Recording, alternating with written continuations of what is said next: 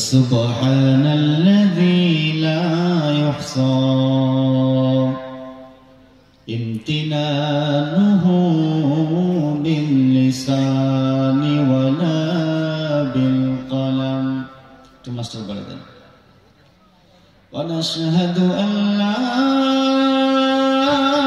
إله إلا الله وحده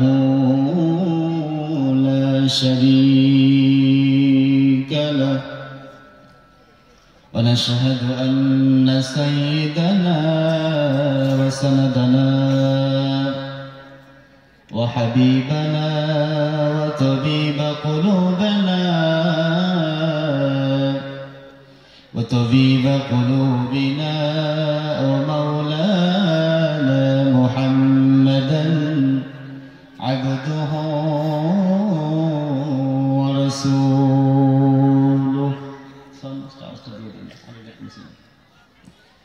الذي أرسله الله تعالى بالحق بشيرا ونذيرا وداعيا إلى الله بإذنه وسراجا وقمرا منيرا.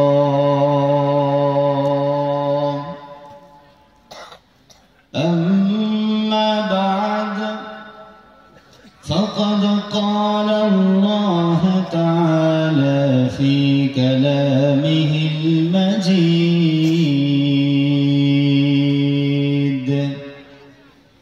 وفرقانه الحميد.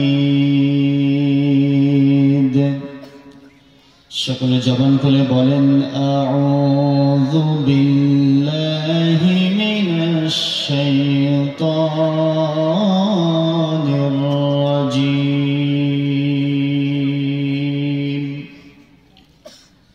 বিসমিল্লাহির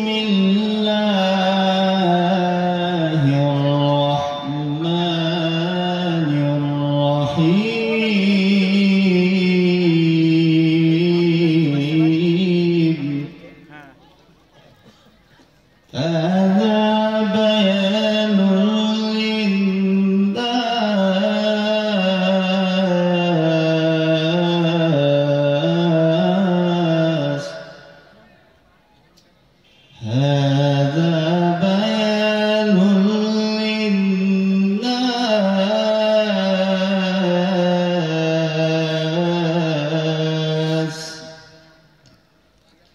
وهدى وموعظة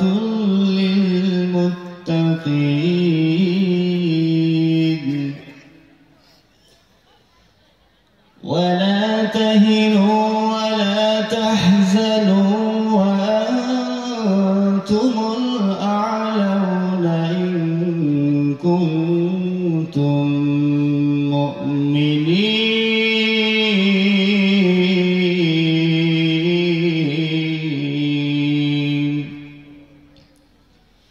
وقال رسول الله صلى الله عليه وسلم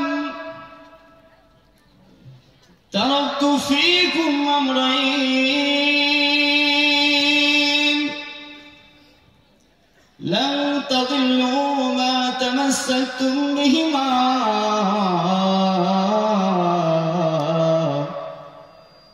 كتاب الله وسنة رسوله. وقال تعالى إن الله وملائكته يصلون على النبي يا أيها الذين آمنوا صلوا عليه وسلموا تسليما. সকলে একটু জবান খুলে বলেন اللهم صل على محمد وعلى آل محمد صليت على إبراهيم وعلى آل إبراهيم إنك حميد مجيد اللهم بارك على محمد وعلى آل محمد كما باركت على إبراهيم وعلى آل إبراهيم إنك حميد مجيد سبحانك لا علم لنا إلا ما علمتنا إنك أنت العليم الحكيم الدنيا مثل غلبها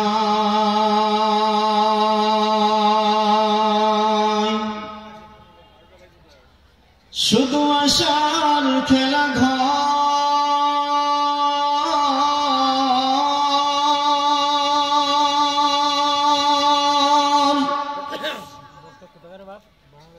চোখ বুজিলে দেখবে রে মন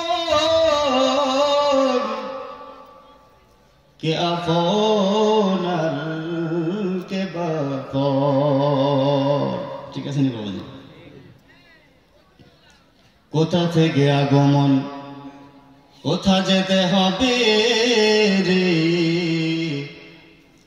কে আনিল কি কারণে শোনা নেই তোর ভবেতে মরণ থেকে যতই পালাও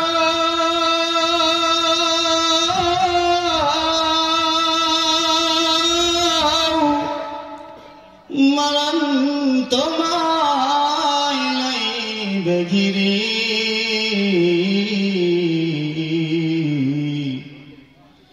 যদিও শত্রুর আকাশ প্রাণে লুকাও সেটাই লাগে সিঁড়ি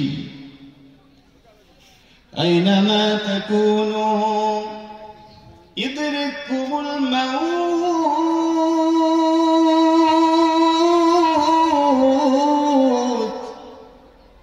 ওয়ালাউ কুনতুম ফি বুরুজ মুশাইয়াদা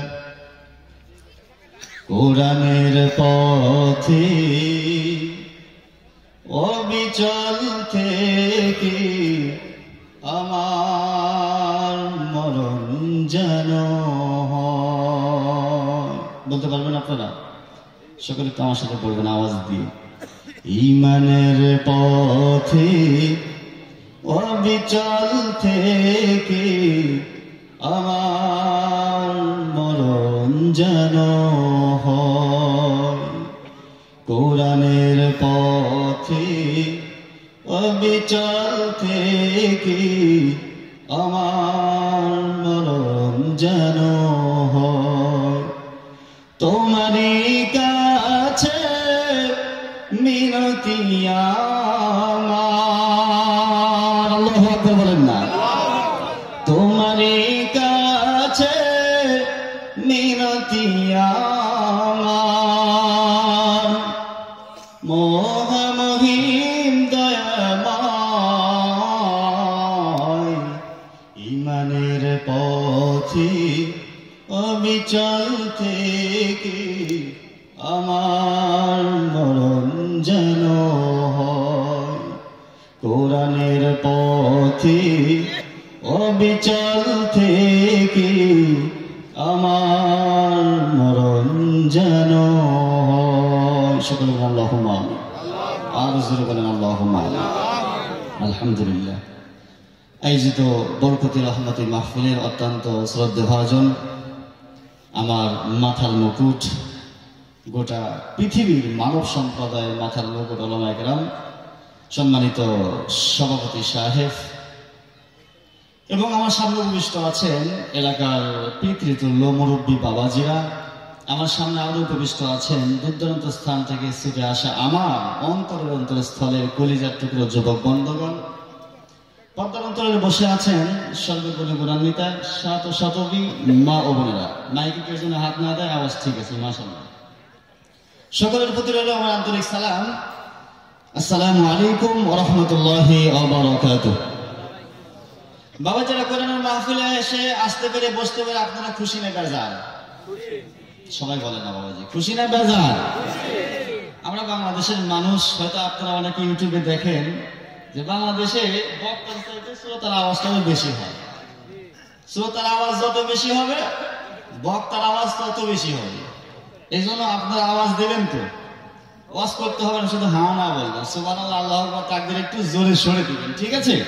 যাতে আপনাদের তাকবীরের আওয়াজে শয়তান যেন ভেগে পলায়ন করতে থাকে, ঠিক আছে তো ইনশাআল্লাহ? তাহলে বলেন তো দেখি, কোরআনের মাহফিলে আসতে পেরে বসতে আপনারা খুশি না বেজার? কম না বেশি?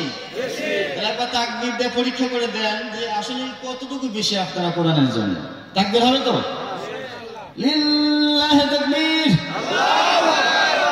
না হয় নাই বাবাজি, মানুষ তো কম না, মানুষ কিন্তু অনেক হয়েছে আলহামদুলিল্লাহ। আচ্ছা, একটু হাত উঠান তো দেখি, এই এলাকার ভিতরে যুবক বেশি না মুরব্বী বাবাজি বেশি? 1 থেকে 30 বছর যারা আছে একটা হাত তুলেন তো দেখি। 1 থেকে 30 বছরের ভিতরে যারা আছে, আমার বাবাজি হাত তুলছে, বাবাজি যুবক হতে চায়, মাশাআল্লাহ। দরকার আছে ভাই, 1 থেকে 30 বছরে যারা হাত উঠান দেখি, আজকে পরীক্ষা হোক। সুবহানাল্লাহ। এই এত বড় একটা এলাকা, এই এলাকার ভিতরে যুবকদের এই পরিস্থিতি। মুরব্বী বাবাদের হাত তোলেন তো দেখি। অনেকে মনে মনে ভাবতেছেন টাকাই চাই না, কিন্তু টাকা চাবো না বাবাজি, ইমান চাবো আপনাদের থেকে। তাহলে দেখা যাক যুবকদের আওয়াজ বেশি নাকি মুরব্বী বাবাজিদের আওয়াজ বেশি। আচ্ছা, বিবাহিত কয়জন আছে? হাত তোলেন তো দেখি।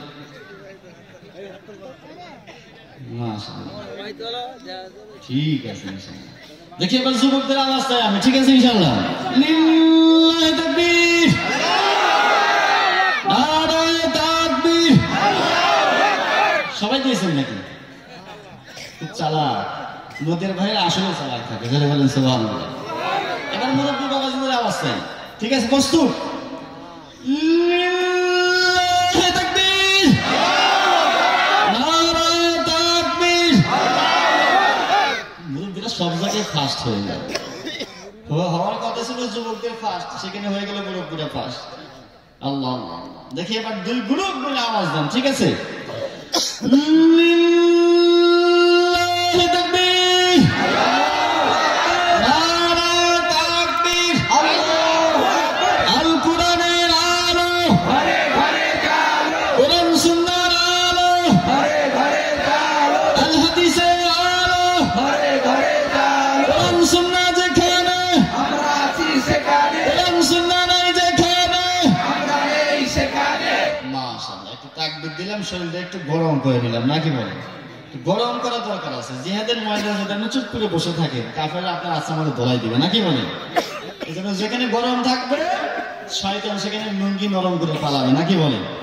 শুরু থেকে শেষ পর্যন্ত কারা কারা থাকবেন একটু 2 হাত তুলে দেখেন আল্লাহকে। কি বলেছিলাম? কারা কারা থাকবেন না, একটু তাল মিলাতে হবে, নাকি বাবাজি? অল্প কিছুক্ষণ কথা বলবো, কোরআন হাদিস থেকেই কথা বলবো, কোরআন হাদিসের বাইরে কথা বলার অভ্যাস আমার নেই। ইনশাআল্লাহ আশা করা যায় যদি মনোযোগ সহকারে শোনেন আপনারা কিছু মেসেজ নিতে পারবেন এই আজকের আলোচনার বিষয়বস্তু থেকে। আমি আপনাদের থেকে আশাবাদী যে আপনারা একজন ব্যক্তি উঠবেন না। আমার কাছে ওয়াদা দেন তো, কারা কারা উঠবেন না? শুরু থেকে শেষ পর্যন্ত থাকবেন কারা কারা? একটা তারা হাত তোলেন। যারা চলে যাওয়ার মন মানসিকতা আছে তারা হাত উঠাবেন না, কারণ বয়ানের মাঝে উঠলে মন মানসিকতা নষ্ট হয়। বাবাজি, এখন তো আমরা শুধু দেখি কার কত কণ্ঠ আছে, যার যত কণ্ঠ আছে তারও আজ আমরা বেশি বেশি, কিন্তু আমরা এটা ভাবি না যে আসলে কোরআনের আলোচনা আমাদের কণ্ঠ ছাড়াও শোনা দরকার, কণ্ঠ ছাড়াও শোনা দরকার। থাকবে তো ইনশাআল্লাহ? আমি আপনাদের অনুরোধ করে বলবো, কেউ উঠবেন না যতক্ষণ আলোচনা হবে, শেষ মনোযোগ করে আপনারা সকলেই যাবেন ইনশাআল্লাহ। এখন আমাদের সমাজে আমরা একে অপরের ভিতরে দ্বন্দ্ব, খুব খেয়াল করে শুনবেন। আজকে গোটা পৃথিবীর জমিনের ভিতরে জায়গায় জায়গায় মুসলমান লাঞ্ছিত, অপমানিত, অপদস্থ হওয়ার কারণ কি জানেন? আজকে আমরা মুসলমানের ভিতরে মিল নেই। কথা বলেন ঠিক কিনা? এক মুসলমান আর এক মুসলমানের সাথে দ্বন্দ্ব। যারা জোরে আমিন বলে তারা আস্তে আমিন বললে আমাকে দেখতে পারে না। কথা বলেন ঠিক কিনা? যারা আস্তে আমিন বলে তারা জোরে আমিন বললে আমাকে দেখতে পারে না।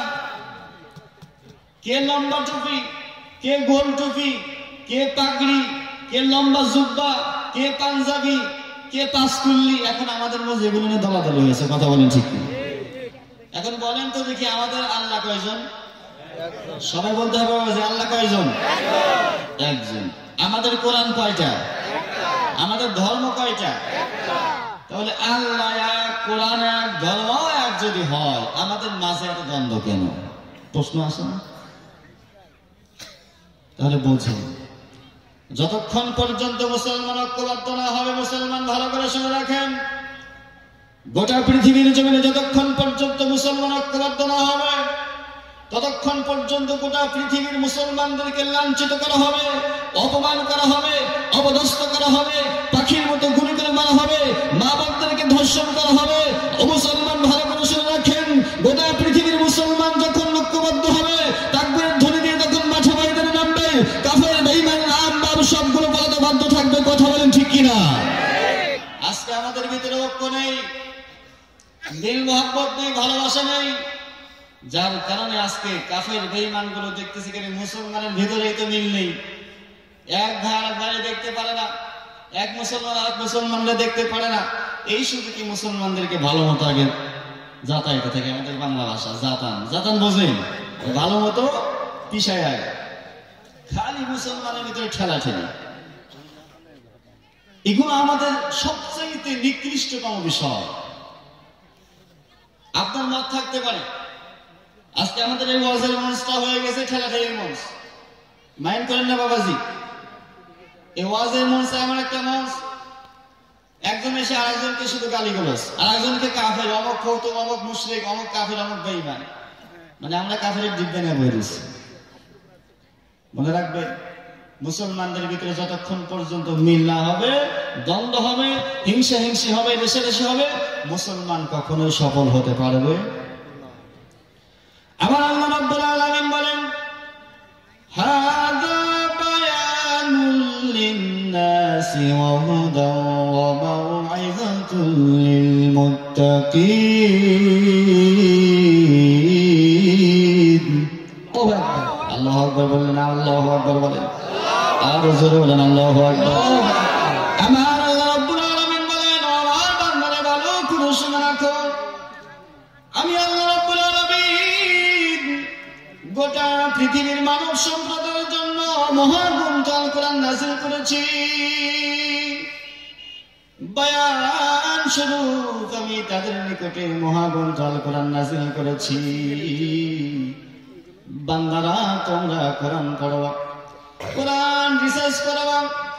যদি তোমরা কোরআন পড়ো, কোরআন যদি রিসার্চ করো, আমি আল্লাহ রাব্বুল আলামিন কথা দিলাম, ঈমানদার হয়ে যাবে, মুত্তাকি হয়ে যাবে। আমার আল্লাহ তাআলা বলেন, ওয়া হুদা ওয়া মাউইযাতুল লিল মুত্তাকিন। যারা মুত্তাকি হতে চায়, মুত্তাকিন হবে, তাদের জন্য মহাগ্রন্থ আল কোরআন আমি আল্লাহ তাআলা নাযিল করেছি। ওয়াশরুব নসিহাত স্বরূপ। সুতরাং বান্দারা কোরআন পড়বে, কোরআন মানবে, কোরআন অনুযায়ী নিজের জীবন গঠন করবে। যদি বান্দারা কোরআন মানে, আমার আল্লাহ রাব্বুল আলামিন দেখেন কত সুন্দর মেসেজ দিয়েছেন। আল্লাহ রাব্বুল আলামিন বলেন, ওয়ালা তাহিনু ওয়ালা তাহজানু ওয়া আনতুমুল আ'লাউনা ইন কুনতুম মুমিনিন। আল্লাহ রাব্বুল আলামিন বলেন, আমার বান্দারা ভালো করে শুনে রাখো, তোমরা কোরআন মানবা, কোরআন অনুযায়ী নিজের জীবন গঠন করবা, আমি আল্লাহ রাব্বুল আলামিন তোমাদেরকে টুডে এন্ড টুমরো, আজ না হয় কাল, আমি তোমাদের বিজয় দিয়ে দেব। যারা বলেন সুবহানাল্লাহ।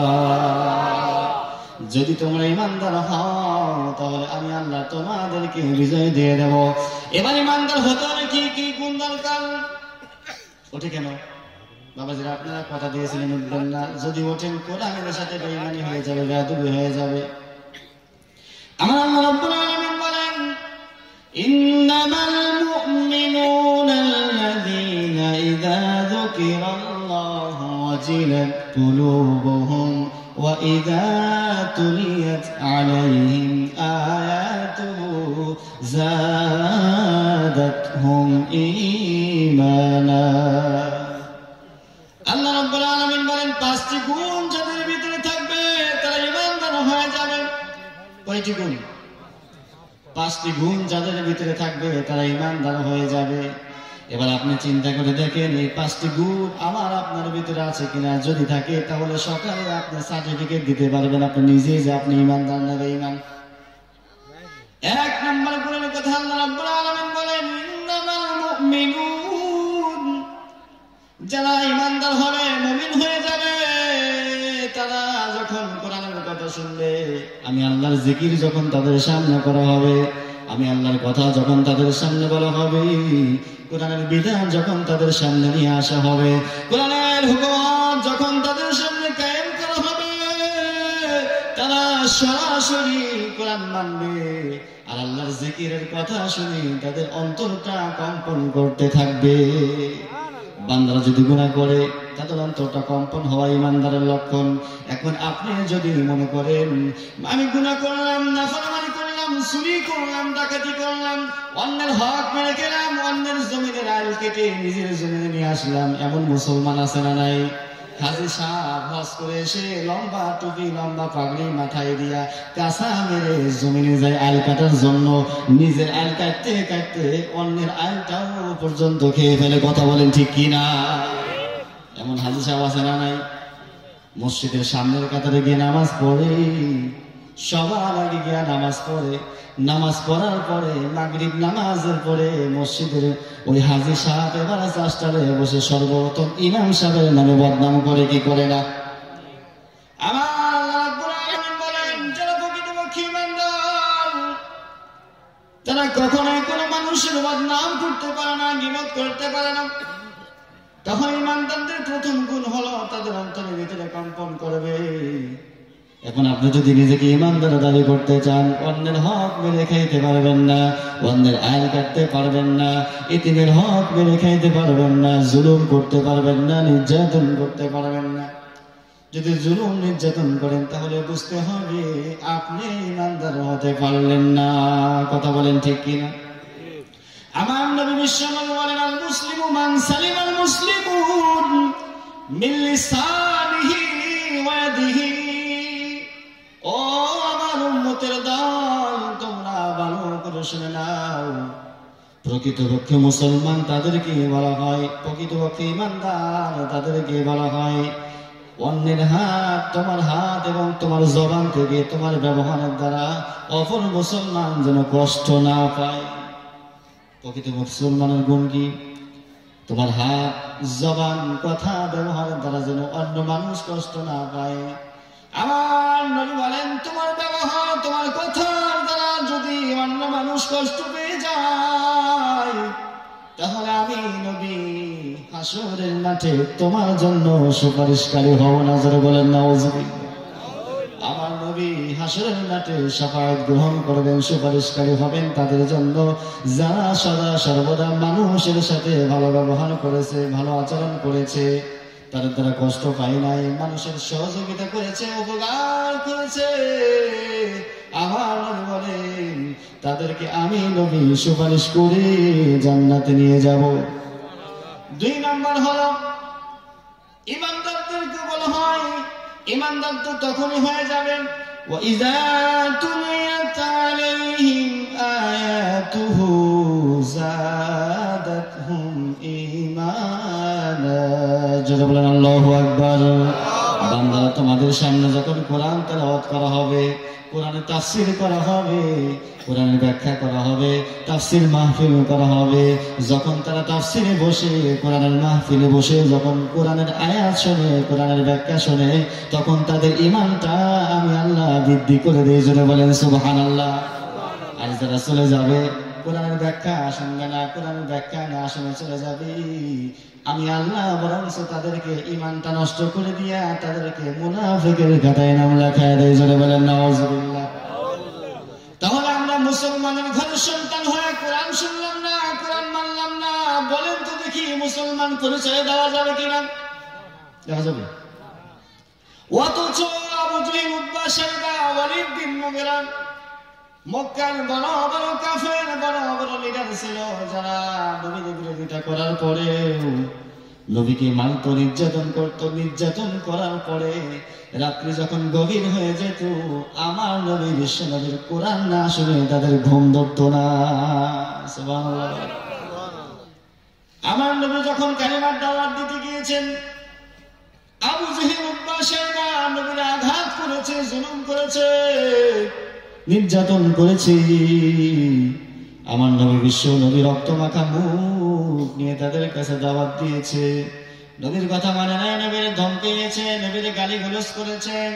নবীজি সারাদিন তাদেরকে কালিমা দাওয়াত দেওয়ার পরে রাত্রিবেলা যখন নামাজে দাঁড়া যেতেন, আমার নবী বিশ্ব নবী যখন নামাজের ভিতরে তেলাওয়াত করতেন, আবু জেহেল, উতবা, শাইবা রাত্র যখন গভীর হয়ে যেত, তারা বলতো, হাই হাই ঘুম ধরে না, আফসোস ঘুম ধরে না, ঘুম ধরে না। মুহাম্মাদের কোরআন তেলাওয়াত না শোনা পর্যন্ত আমাদের চোখে ঘুম নাই। সুবহানাল্লাহ বলেন। কাফেররা কোরআন শোনার জন্য পাগল, কিন্তু আজকে আমরা পোড়া কপালে মুসলমান কোরআনের তাফসীর শোনার জন্য আমরা পাগল হই না। কথা বলেন ঠিক কিনা? একটু মিলায় দেখেন আমরা কেমন মুসলমান হলাম। নিজের মুসলমান দাবি করি, নিজের ইমানদার দাবি করি, কিন্তু আমরা নামাজ পড়ি না, কোরআনের বিধানগুলো আমরা মানি না, রাসূলের আদর্শ আমরা আদর্শবান হয় না। আমার নবী বিশ্ব নবী বলেন, তারা আমি নবীর উম্মতের ভিতরে কখনোই পড়তে পারে না। রাত্র যখন গভীর হয়ে যায়, আবু জেহেল এবার মনে মনে ভাবতেছে, হাই হাই ঘুম ধরে না, ঘুম ধরে না, মুহাম্মাদের কোরআন তেলাওয়াত শুনতে হবে। আবু জেহেল এবার দাঁড়িয়ে দিকে তাকিয়ে দেখে আবু জেহেলের স্ত্রী ঘুমিয়ে আছে নাকি জাগনা আছে। তাকে দেখে আবু জেহেলের স্ত্রী ঘুমায় না, জাগনা আছে। আবু জেহেল আবার ঘুমানোর ভান ধরে থাকে, আবার একটু দাঁড়িয়ে দিকে তাকে দেখে বউ ঘুমায়নি। এবার দেখেন আর ঘুমায় নাই। এবার আবু জেহেলের বউ স্ত্রী বুঝতে পারলো আমার স্বামীর মতলবটা ভালো না। বুঝতে পারছেন? আপনি যত বড় বুজুর্গ হন, যত বড় হাজী সাহেব হন, আপনার বইয়ের কাছে কিন্তু আপনার সব গোমর ফাঁস করা আছে। কথা বলেন ঠিক কিনা? ভুল বললাম? আপনার বউ জানে যে আপনি কত নম্বর বুজুর্গ। রাগ করতেছে? আমার মা বোনেরা হাসতেছে, হুজুর আমি মনের কথা বলছি। আমার মুসলমান ভাইরা, আবু জেহেলের স্ত্রী বুঝতে পারো আমার স্বামীর অবস্থা তো ভালো না, কারণ আমার স্বামীর চরিত্রের ভিতরে দাগ আছে। আমার স্বামীর চরিত্রটা তেমন ভালো না। কয়েকদিন আগে ওই মক্কা শরীফের ভিতরে সোনা ছিল, স্বর্ণ চুরি করে নিয়ে আসছিল, ধরা খেয়েছিল, মামলা হয়েছে। আবার না জানি কি করে না করে এত রাত্রে কই যায় না যায়, একটু দেখতে হবে। এবার আবু জেহেলের স্ত্রী ঘুমের বাম ধরে আছে, চোখ বন্ধ করে আছে। আবু জেহেল গভীর রাতে উঠে দেখে আমার স্ত্রী ঘুমিয়ে আছে। এই সুযোগে ঘুম তো ধরে না, আমাকে কোরআন শোনার জন্য যেতে হবে মুহাম্মাদের কাছে। আবু জেহেল এবার স্ত্রী যখন ঘুমিয়ে গেল, আবু জেহেল চাদরটা মুড়ে দিয়া চোরের মতো করে দরজা খুলে মুহাম্মাদুর রাসূলুল্লাহর পেছনে দাঁড়িয়ে গেল। জোরে বলেন সুবহানাল্লাহ। আবু জেহেলের স্ত্রী এবার দেখতে পারছে ঘুমানো তো জাগনা আছে, দেখে আমার সামনে আজকে কার ঘরে যায়, কোন মেয়ের কাছে যায়। স্ত্রী চিন্তা তো ওইটাই, আজকে আপনি যদি ঘর থেকে বাইরে যান, একটা দুইটার সময় যদি প্রতিদিন বাইরে থেকে আসেন, ভালো কাজ যদি করেন, আপনার স্ত্রী মনে করবে আল্লাহ আমার স্বামী যেন কার কাছে গেল। বাস্তব কথা কিন্তু বলতেছে, হাসে উড়ে দেন না, বাস্তব কথা বলতেছে। আপনি যদি ভালো কাজ করেন, তারপরে মনে করবে আমার স্বামী এত রাত্রে কোথায় থেকে আসলো, না জানে কি হলো, ভিতরে ফটফটি দাঁড়িয়ে হয়ে যাবে, আর যেতে দেওয়া যাবে না। বোঝেন তো, থাকে বাড়িতে। আবু জেহেলের স্ত্রীরা মনে মনে ভাবতেছে কি ব্যাপার, কই যাই, দেখার দরকার। পেছনে পেছনে গিয়ে দেখলেন আমার নবী, বিশ্ব নবী নামাজের ভিতরে কোরআন তেলাওয়াত করে। আবু জেহেল দরজার সাথে টেক লাগাইয়া, কান লাগাইয়া কোরআনুল কারীম তেলাওয়াত শুনতেছে। জোরে বলেন সুবহানাল্লাহ। আল্লাহ রাব্বুল আলামিন বলেন, ওয়া ইযা কুরিআল কুরআনু ফাসতামিউ লাহু ওয়া আনসিতু লাআল্লাকুম তুরহামুন। জোরে বলেন আল্লাহু আকবার, আর জোরে বলেন আল্লাহু আকবার। আল্লাহ রাব্বুল আলামিন বলেন, আমার বান্দারা, যখন কোরআন তেলাওয়াত করা হয়, কোরআনের তাফসীর করা হয়, তখন যদি তোমরা মন লাগায় শোনো, কান লাগায় শোনো, কোরআন যদি তেলাওয়াত শোনো, আমি আল্লাহ রাব্বুল আলামিন তোমাদের উপরে রহমত বর্ষিত করে দেই। জোরে বলেন সুবহানাল্লাহ। তাহলে কোরআন তেলাওয়াত করলে কি হয়? রহমত বর্ষিত হয়। শুনলেও কি হয়? কথা বলেন। এই যে আপনারা যারা যারা বসে আছেন, আল্লাহর কসম করে বলি, প্রত্যেকটা মানুষের উপরে আল্লাহ তাআলা আসমান থেকে সরাসরি রহমত নাজিল করতেছে। জোরে বলেন সুবহানাল্লাহ। রহমত তো নাজিল হয়, আল্লাহ ওয়াদা দিয়েছে। আবু জেহেলের এবার ঘুম ঘুম ভাব হয়ে গেছে। কি হয়েছে? জোরানি চলে আসছে, দরজার সাথে ট্যাগ লাগায়া। এবার ওই দিন আর থাকা যাবে না, মুহাম্মদ দেখতে পারবে, চলে গেল। পরের দিন সকালবেলা আবু জেহেলের স্ত্রী বলতেছেন, কি ব্যাপার, কই গেছিল রাত্রে?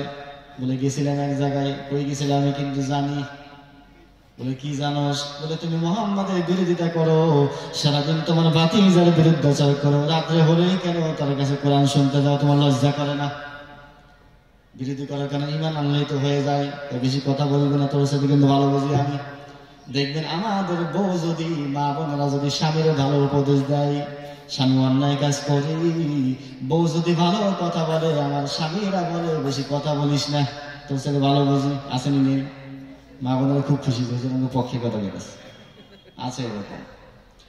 এবার দ্বিতীয় দিন আবু জেহেল মনে মনে ভাবতেছে, এইভাবে তো কোরআন শুনতে দেওয়া যাবে না। ধীরে ধীরে কোরআন তেলাওয়াত শুনতে শুনতে মক্কার যুবকগুলো ইসলাম ধর্ম গ্রহণ করতেছে। জোরে বলেন সুবহানাল্লাহ।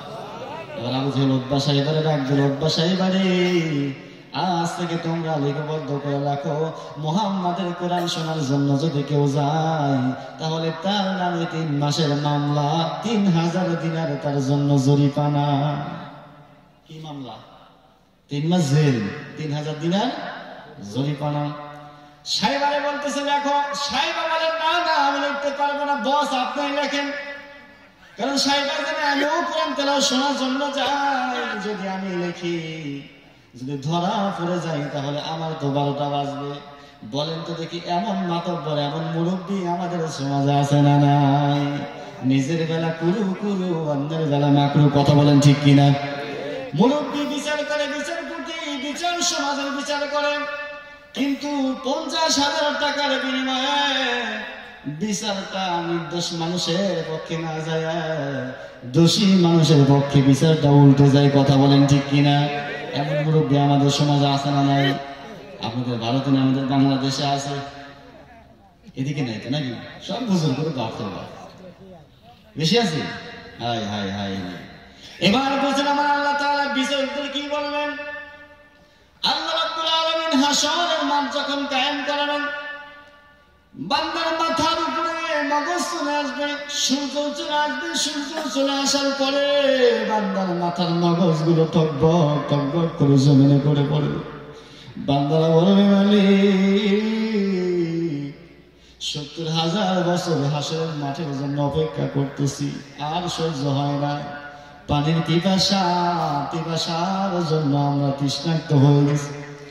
ইয়া রাব্বুল আলামিন, সূর্য মাথার উপরে চলে এসেছে, মগজগুলো টকবক টকবক করে বলে পড়ে। রব্বুল আলামিন, তোমার কাছে জান্নাত চাই না, জান্নাত চাই না, তোমার আরশের নিচে ছায়াও চাই না। হাশরের মাঠে এত আযাব সহ্য হয় না, আমাদেরকে তুমি জাহান্নামের ভিতরে দিয়ে দাও। তাহলে বুঝেন কত কষ্ট হবে। হাসরের মাঠে বান্দারা থাকতে পারবে না, সহ্য করতে পারবে না, বান্দারা জাহান্নামে যাওয়ার জন্য চাইবে। আমরা আল্লাহ রাব্বুল আলামিন বলেন, যারা 50,000 টাকা ঘুষ খেয়ে বিচারটা পরিবর্তন করেছো, সঠিক বিচার করে নাই, ইতিমের হক মেরে খেয়েছো, আমার আল্লাহ বলেন তাদেরকে আমি আল্লাহর আরশের নিচে ছায়া দান করবো না। যারা বলেন নাউজুবিল্লাহ। আপনি সমাজের ভিতরে মুরব্বী, আপনি ফ্যামিলির ভিতরে মুরব্বী, আপনার বোনকে বিয়ে দিয়েছেন, আপনার বাবা মা দুনিয়ার জমিন থেকে বিদায় হয়ে গেছে, এখন জমি জমা বন্টন করার জন্য আপনার বোনকে আপনি দেন নাই, যতটুকু পাওয়ার ততটুকু দেন নাই, সব আপনারা ভাগ করে খেয়েছেন। যে বোন তো পরের বাড়ি গিয়েছে, দিয়ে লাভ কি? এদিকে আসেন, বোনের সম্পদ যদি মেরে খান, আমার নবী বিশ্ব নবী বলেন তার কপালে কোনোদিন জান্নাত হবে। এই জন্য খবরদার বাবাজিরা, খবরদার, আপনার মেয়ের সন্তান, আপনার মেয়ের সম্পদ, আপনার বোনের সম্পদ যতটুকু পাও না ততটুকু আপনি ভাগ করে দিয়ে দেবেন, নাহলে আমার আল্লাহ কিন্তু আপনার কিয়ামতের মাঠে ভালো করে পাকড়াও করবে। আমার নবী বিশ্ব নবী বলেন, হাসরের মাঠে আমি তাদের জন্য সুপারিশ করব যারা আমি নবীর সুপারিশ গ্রহণ করবে, আমি নবীর সুন্নাহ অনুযায়ী নিজের জীবন গঠন করবে, ওই সমস্ত বান্দা বান্দির জন্য আমি নবী সুপারিশকারী হয়ে যাব। সুবহানাল্লাহ বলেন। এবার সাইবা বলতেছে, না না না আমি লিখবো না। মনে আছে? মনে আছে? সাইবা বলতেছে, না না লিখবো না। আবু জেহেল আপনি লেখেন। আবু জেহেল, দৌড় বেটা, আমি তো লিখতে পারি নাকি, বুঝলো মানুষ, বড় বস, আমি কি লিখবো নাকি, তুই লেখ। আবু জেহেল জানে যদি আমি লিখি, আমি তো রাত্রে যাই কোরআন তেলাওয়াত শোনার জন্য, ধরা পড়লে তো আমারই মানুষ সম্মান জানে। কি চালাক দেখেন, ওদের দেখাইতেছে। এবার আমাদের সমাজে অনেক নেতা আছে দেখবেন, ও ঘুষ সরাসরি খায় না, বিরোধীদের মাধ্যমে খায়, মানে এমনি খায় না, পেছনে দেখায়। কথা বলে ঠিক কিনা? আল্লাহ তাআলাদেরকে আগে ধরবে, আয় কিয়ামতের মাঠায়, হাসরের মাঠায় তো ঘুষ খাওয়া ছাড়াবে। ঘুষ খাইতে খাইতে খাইতে খাইতে পেট বিশাল লম্বা হয়ে যায়, পেটের মধ্যে ফুটা করবেন খালি ঘুষের টাকা আর টাকা। ভুল বললাম বাবাজি? আমি ঘুষ খাই না, হাজিরা হজ করে আসছে, আমি ঘুষ খাই না। ওই পিএস এর মাধ্যমে স্যার অনেক পরিশ্রম করে, এমনিতে দেওয়া লাগে 20-30 হাজার টাকা, এটাও 20,000 টাকা দেবো, স্যার তোর টাকা পয়সা চাই না, দিতে হবে তোমার, বোঝো না? একটা মানুষ সমান আছে না, আছে না নাই? চাকরি নিতে যাবেন, বিশাল লম্বা লম্বা দাঁড়িয়ে সরকারি চাকরি দিতে যাবেন, পদে বসে আছে বিশাল বড় হুজুর, চাকরিটা সাইন দিতে হবে, হুজুর সাইন দেন, স্যার দিচ্ছি, দাঁড়াও দিচ্ছি, আজকে না কালে, কালে না পরশু, পরশু না তরশু, সাইন দেয় না, মাসকে মাস পার হয়ে যায়। ও বলতে পারতেছে না বেটা মামুতে, সরাসরি বলতে পারতেছে না, আমি ঘুষ খাই না, ঘুষ খাই না, আমি টাকার জন্য বসে আছে। আর একজনকে বলে, বেটা তুই বোঝাস না বিষয়টা, সিস্টেম করে বলে দিবি যে 50,000 টাকা না দিলে সাইন দেবে না। ও ফাঁকে যা বোঝায়, স্যার কিন্তু ঘুষ খায় না, স্যার ঘুষের কথা কিন্তু সুন্দর, খবরদার স্যারকে যেন ঘুষের কথা বলো না, এমনি পকেটে ঢুকিয়ে দিবে 50,000 টাকা। হয় কি হয় না বাবাজিরা? এটা পিএস বলে না, স্যার বলা যায়, মানে সরাসরি ও গুনাহ করবে না, সরাসরি সুদ খাবে না, ঘুষ খাবে না, ঘুষ অন্যজনের মাধ্যমে খাওয়া। বুঝতে পারছি কথা? এদেরকে আল্লাহ হাসরের মাঠে আচ্ছা মতো ধলাই করবে। তো সাইবা বলতেছে, আমি লিখবো না, আপনি লেখেন। এবার উদ্বা বলতেছে, আবু জেহেল, উদ্বা তুমি লেখো, বলে না আমি লিখতে পারবো না, বস আপনি লেখেন। তিনজনের ভিতরে কারাকারি বেজে গেছে, কে লিখবে এখন?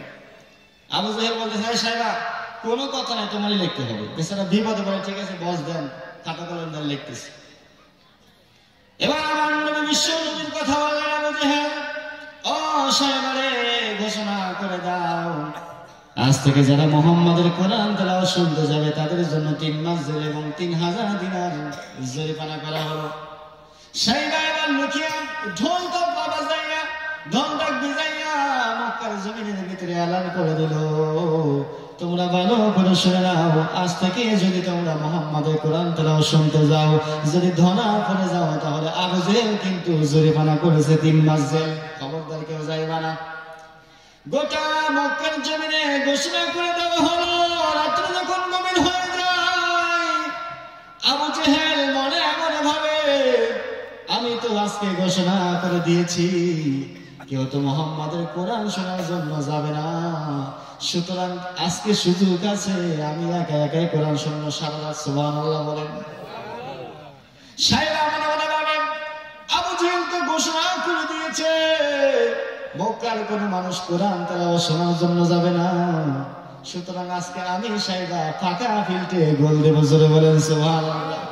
ওদের একই কথা, আজকে কেউ যাইবে না, কারণ আইন পাশ হয়েছে, গেলেই জরিমানা, গেলেই জেল, সুতরাং আমিও যাব।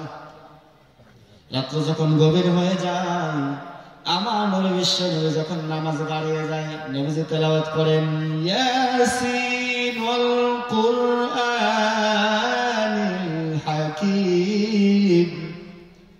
নবীজি যখন সূরাতুল ইয়াসিন তেলাওয়াত করেন, আর রহমান যখন তেলাওয়াত করেন, আবু জেহেল পালায়া পালায়া যখন ঘুম ধরে না, ঘুম চলে আসে না, রাত্র 12টা 1টা বেজে যায়, কিন্তু ঘুমায় না। ওই যে মুহাম্মাদের কোরআন তেলাওয়াত না শোনা পর্যন্ত ঘুম ধরবে না।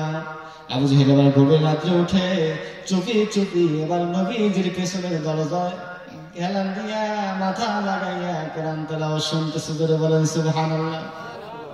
সাহেবা মনে মনে বলতেছে, আজকে তো কেউ আসবে না, এই সুযোগ আমি একাই কোরআন শোনার জন্য যাব।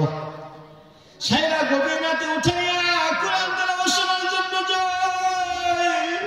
নবীজি কোরআন তেলাওয়াত করে, সাহেবা কোরআন তেলাওয়াত শোনার জন্য বাম সাইডের দরজার সাথে গিয়ে দাঁড়ায়া যায়। অন্ধকার রাত্রি, কারো তো দেখা যায় না।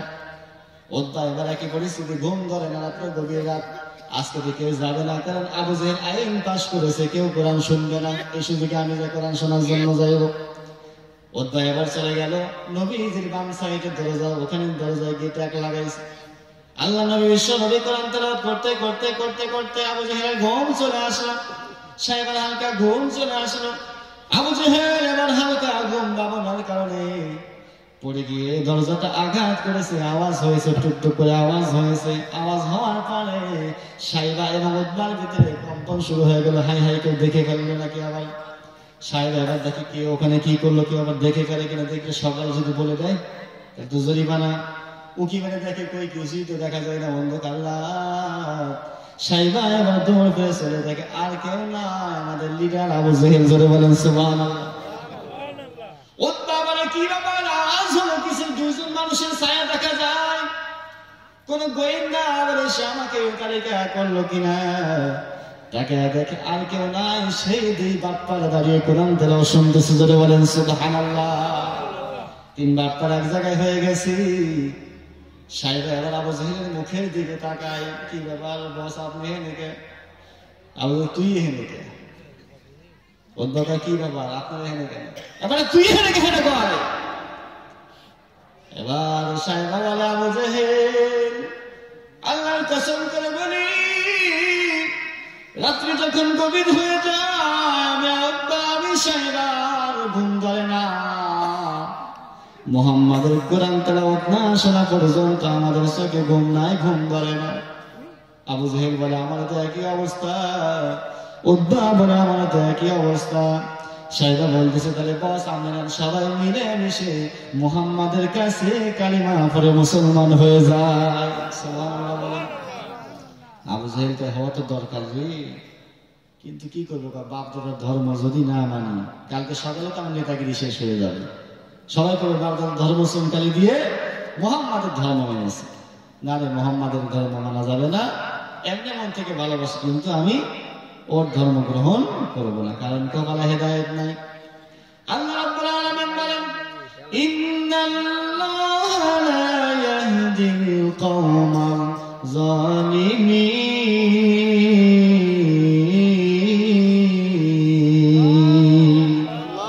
আবার আল্লাহ রাব্বুল আলামিন বলেন, আমার বান্দারা ভালো করে শুনে রাখো,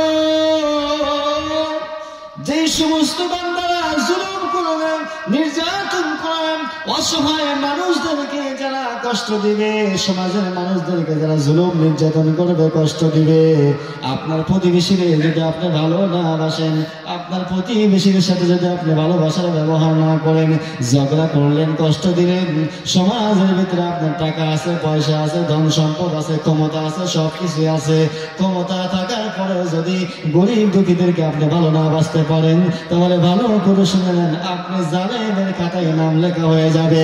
আমার আল্লাহ বলেন, যখন জালেমের খাতায় নাম লেখা হয়ে যাবে, আল্লাহ তাআলা তোমার কপালে কোনোদিন হেদায়েত লিখবে না। বলেন নাউজুবিল্লাহ। হেদায়েত যদি না থাকে আমার আল্লাহ বলেন সরাসরি তাকে জাহান্নামে যেতে হবে। ঈমানদারদের গুণ কয়টা বলছিলাম? 5টা গুণের ভিতরে কয়টা বললাম? 2টা বললাম। তাহলে কোরআনের ভালোবাসার কারণে কোরআনের তেলাওয়াত যখন শুনবে ঈমানদারদের ঈমানটা বৃদ্ধি হয়ে যাবে। জোরে বলেন সুবহানাল্লাহ। অনেকে যায় কেন? বাবাজিরা দেখবো কে কোরআনকে কত ভালোবাসেন। আমার আল্লাহ রাব্বুল আলামিন বলেন সদা সর্বদা وعلى الله فليتوكل المؤمنون। সদা সর্বদা বান্দারা বান্দিরা তোমরা আমি আল্লাহর প্রতি বিশ্বাস করবা, আমি আল্লাহর প্রতি ভরসা রাখবা, আমি আল্লাহর প্রতি সদা সর্বদা ইস্তেকামত থাকবে কে রাখবা। আমার রাব্বুল আলামিন বলেন ও আমার বান্দারা যদি তোমরা আমি আল্লাহর প্রতি ইস্তেকামত রাখো, ভালোবাসা রাখো, তাহলে আমি আল্লাহ তোমাদেরকে জানা দিলাম ইন্নাল্লাযীনা ক্বালু রাব্বুনাল্লাহ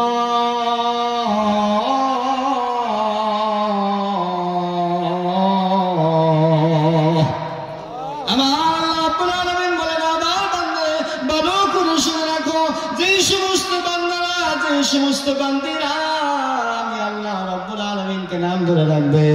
ইন্নাল্লাযীনা ক্বালু রাব্বুনাল্লাহ, যারা আমি আল্লাহকে রব হিসেবে মেনে নেয়, সুম্মা ইসতাকামু, এই কথার উপর ইস্তেকামত থাকবে, যত কিছুই হোক, হামলা হোক, মামলা হোক, যত কিছুই হোক, কিন্তু বান্দা আমি আল্লাহ তাআলার বিধানকে ভুলে না, আমি আল্লাহর বিধানকে অমান্য করে না, আমি আল্লাহকে ভুলে যাই না, তাহলে শুনে রাখো তাদের জন্য আমি আল্লাহ কতটা সম্মান দান করি। আমি আল্লাহ রাব্বুল আলামিন তাদের জন্য আল্লাহ তাখাফু ওয়া লা তাহজানু,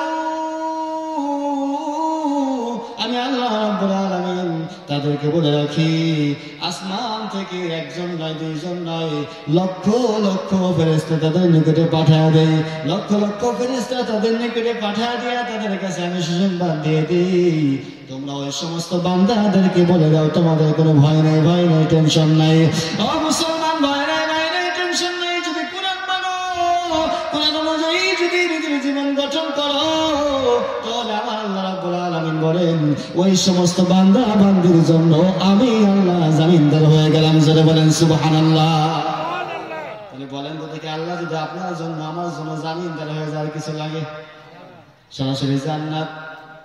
আল্লাহ তাখাফু ওয়া লা তাহজানু ওয়া আবশিরু বিল জান্নাতিল্লাতী কুনতুম তুআদুন। আমরা আল্লাহ রাব্বুল আলামিন সরাসরি জান্নাতের ঘোষণা দিয়েছেন। জোরে বলেন সুবহানাল্লাহ।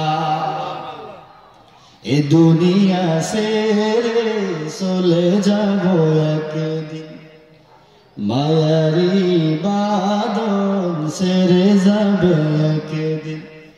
আমার আল্লাহ রাব্বুল আলামিন বলেন আমার বান্দা তোমরা ভালো করে শুনে রাখো, বান্দারা তোমরা যতদিন পর্যন্ত আমি আল্লাহর প্রতি ঈমান রাখবা, রব হিসেবে মেনে নিবা, গোটা পৃথিবীর এমন কোন ক্ষমতা নাই, এমন কোন শক্তি নাই তোমাদেরকে আমি আল্লাহর হেফাজত থেকে, আমি আল্লাহর রহমত পুরস্কার থেকে তোমাদেরকে বিরত রাখবে।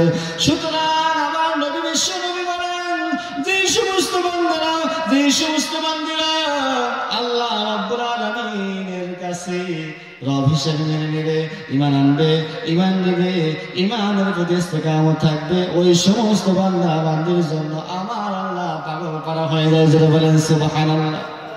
এবার দেখেন আল্লাহর জন্য পাগল হলে কি লাভ, আমার নবীর আদর্শে আদর্শবান হলে কি লাভ। আমার আল্লাহ রাব্বুল আলামিনের পয়গম্বর সাহাবাদেরকে নিয়ে বলতেছিল, আমার সাহাবারা তোমরা ভালো করে শুনে নাও, তোমরা কি জানোনি একজন কাফের ছিল, যে কাফের সদা সর্বদা নিজের খোদা দাবি করতো, তার নাম হলো ফেরাউন। কি নাম? স্বামী ছিল কাফের, নিজের খোদা দাবি করতো। আল্লাহ রাব্বুল আলামিন ওই কাফের স্ত্রী তাকে এমন ঈমান দান করেছি যে ঈমানের কারণে নিজের জীবনটাও বিলীন করে দিয়েছে। আমি আল্লাহ রাব্বুল আলামিন, আমার আল্লাহ রাব্বুল আলামিন ওই কাফের স্ত্রীর জন্য কোরআনুল কারীমের ভিতরে আয়াত নাযিল করে দিয়েছে। যারা বলেন সুবহানাল্লাহ। আল্লাহ রাব্বুল আলামিন বলেন ওয়া দারাবাল্লাহু মাসালাল লিল্লাযীনা আমানু ইমরাআতা ফিরআউন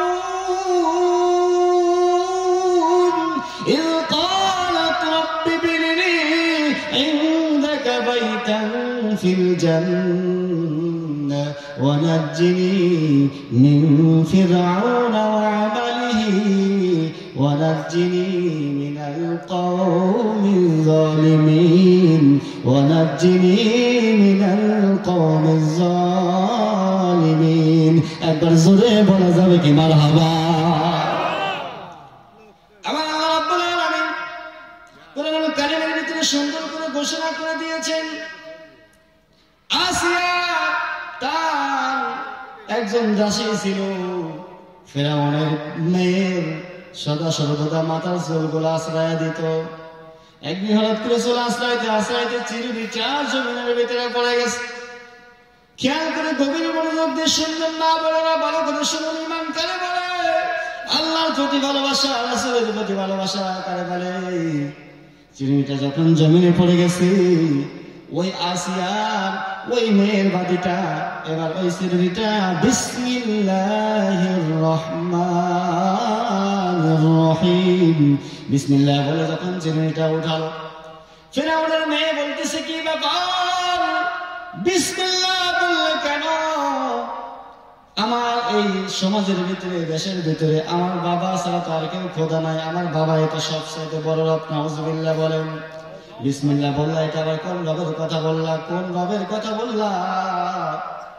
ওই বান্দি বলতেছে, আমার রব তো সেই তোমার রব হয়েছে, তোমার বাবার রব সেই গোটা পৃথিবীর জমিন, মানব সম্প্রদায়, কুল মাখলুকাত সব কিছু নিয়ে যিনি সৃষ্টি করেছেন, আমার তোমার বাবার রব হলো সেই আল্লাহ।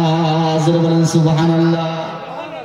এটা বলার পর আচ্ছা তাই নাকি, ঠিক আছে বাবা আসুন আজকে দেখাবো মজা। বাবা এবার কোন রেওয়ায়েতে আছে ৩৬,০০০ কাহিন, ৩৬,০০০ জাদুঘরদের শুলিতে চড়াইয়া হত্যা করে আসলো। ওই যে জাদুর ভিতরে ফেল পড়ছিল, মনে আছে নি? ৩৬,০০০ জাদুঘরে ফাঁসিতে ঝুলাইয়া বাড়ির ভিতরে রওনা হলো।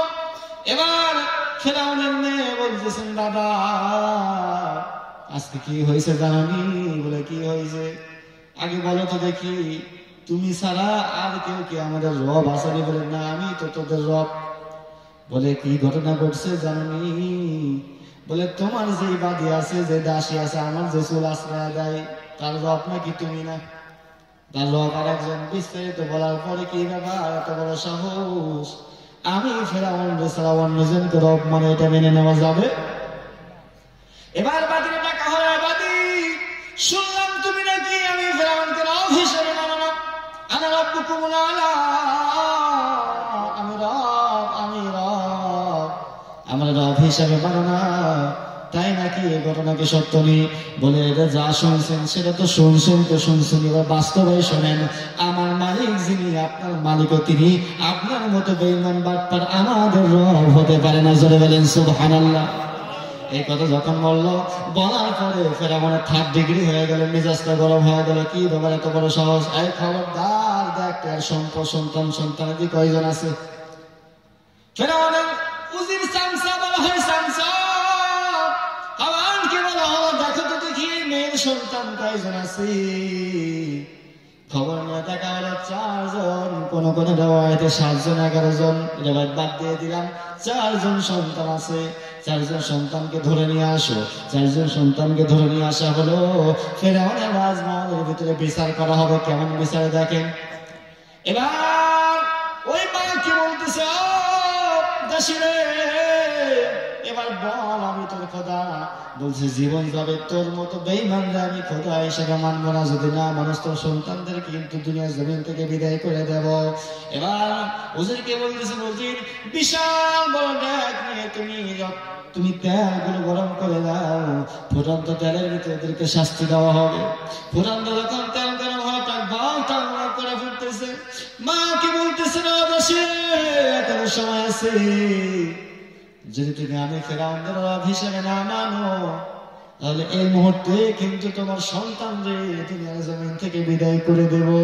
সন্তান বলতেছে, মা গো টেনশনের কোনো কারণ নাই, তুমি কখনো ঈমান হারাবে না, ঈমান থেকে এক পাও নড়বে না। জোরে বলেন সুবহানাল্লাহ।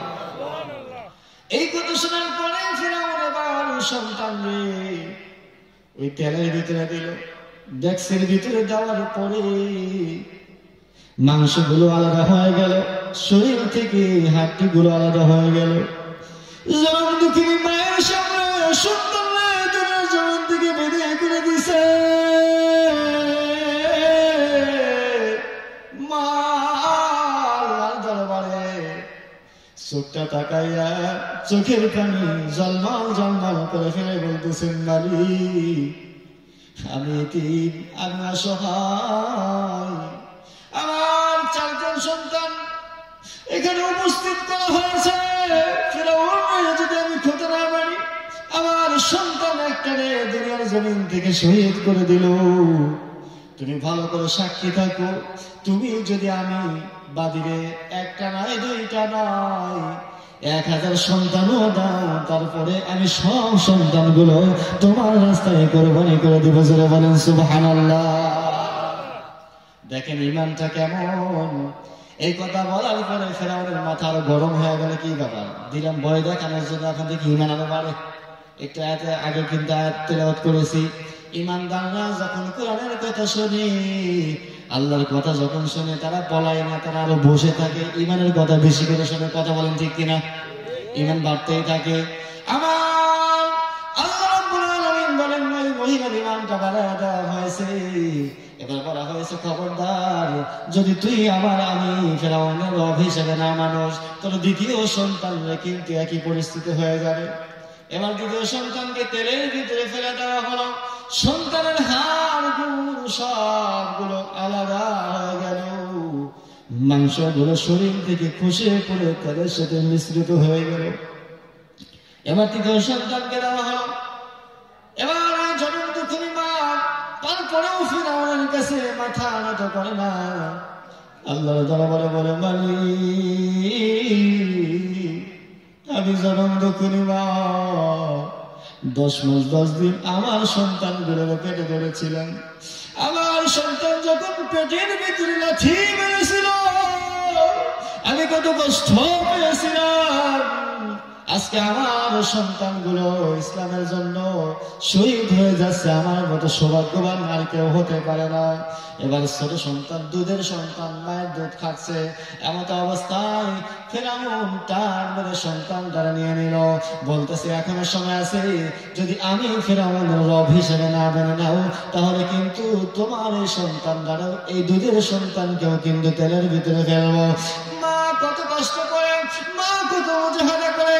ও মা, তোমরা ভালো করে শুনে নাও, তোমার সামনে যখন তোমার সন্তানরে কেউ আঘাত করে, বাবারে তোমার সামনে তোমার সন্তানরে যদি কেউ আঘাত করে, পরে দেখি কোনো মা বসে থাকবেন? কোনো বাবা বসে থাকবে? না না না, বসে থাকবে না। তাহলে সেই সময়টা কত করুণাময় সময় হয়ে গেল। মা আসমানের দিকে তাকায় আল্লাহর দরবারে বলে, মালিক আমার দুধের সন্তান 3টা সন্তান আগুনের ভিতরে ফেলে দেওয়া হয়েছে। দুধের সন্তান রেও তো একই অবস্থা করবে। মালিক রে, আমি সন্তানের জন্য কি করবো এখন? আমার দুধের সন্তান রে বুঝে বাঁচাইতে পারবো না। আমার সন্তানের মুখে জবান ফুটিয়ে দিলেন, যেন বলেন সুবহানাল্লাহ।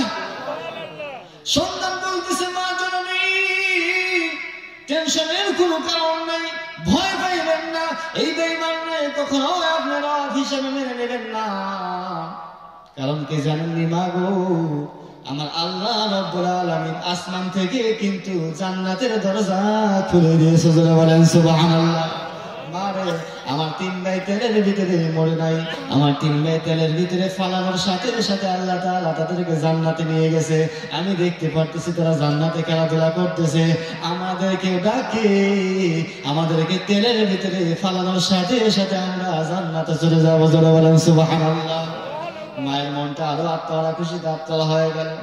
এবার এই কথা শোনার পরে ফেরাউনের মাথা আরো গরম হয়ে গেল। কি ব্যাপার, ইমানদারদের তো ইমানটা নষ্ট করা যায় না। যত আঘাত করি, যত কিছুই করি, আমাদের বাংলাদেশে দেখবেন আলেমদেরকে যত মুখ বন্ধ করার জন্য চেষ্টা করা হয়, মুখ বন্ধ করতে পারে। মাহফিল বন্ধ করে দাও, বন্ধ করে দাও, বন্ধ করে দাও, কত রকমের চিন্তা চেতনা হয়ে যায়। কিন্তু মাহফিল বন্ধ করতে পারে না, মাহফিলে টাকা দেওয়া হয় না। দেখবেন মাহফিল দিলে লক্ষ লক্ষ জনতা এসে হাজির হয়। কথা বলেন ঠিক কিনা? এটা কিসের কারণে? কোরআনের মহব্বত। যে যতই চিন্তা ভাবনা করুক না কেন, কোরআনের বন্ধ করা হবে, কোরআনের দাওয়াত বন্ধ করা হবে, কোরআনের দাওয়াত দেওয়া যাবে না।